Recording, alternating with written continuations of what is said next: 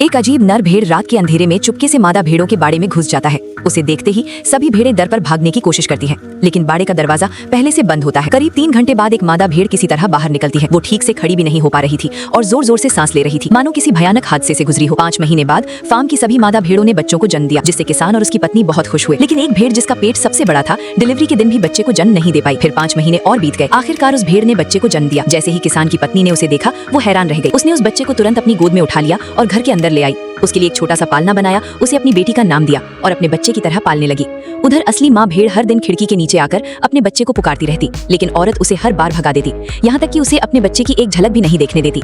एक दिन जब पति पत्नी घर पर नहीं थे, तब माँ भेड़ फिर खिड़की के पास आई। जब दोनों लौटे तो बच्ची घर से गायब थी। वे घबराकर उसे ढूंढने निकल पड़े। घना कोहरा और सुनसान पहाड़ होने की वजह से कई घंटों तक उसका कोई पता नहीं चला।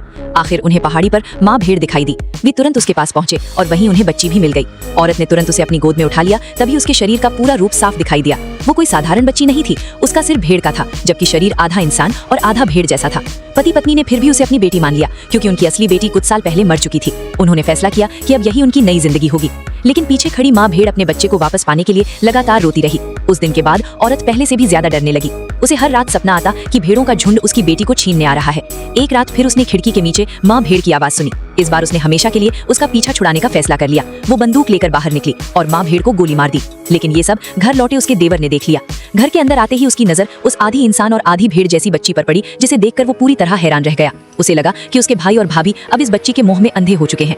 अगले दिन उसने बच्ची की परीक्षा लेने के लिए उसे घास खाने को कहा। बच्ची बिना कुछ सोचे झुककर मुंह से घास खाने लगी। ये देखकर उसका भाई बहुत गुस्सा हो गया और बच्ची को तुरंत अपने साथ ले गया। कुछ दिनों बाद देवर ने भी धीरे धीरे उस बच्ची को अपना लिया। पूरा परिवार फिर से खुशी खुशी रहने लगा। लेकिन एक दिन बच्ची ने बाहर एक अजीब भेड़ आदमी को देखा। उसे देखकर वो डर गई और भागकर घर के अंदर आ गई। जब उसने आईने में खुद को देखा, तब उसे एहसास हुआ कि वो उसी भेड़ आदमी जैसी दिखती है। उधर वो भेड़ आदमी धीरे धीरे उनके घर के करीब आता जा रहा था। एक दिन जब पिता बच्ची को लेकर बाहर घूम रहे थे, तभी अचानक गोली चलने की आवाज गूंजी। वो भेड़ आदमी दरअसल बच्ची का असली पिता था। वो अपनी बेटी को वापस ले जाने आया था।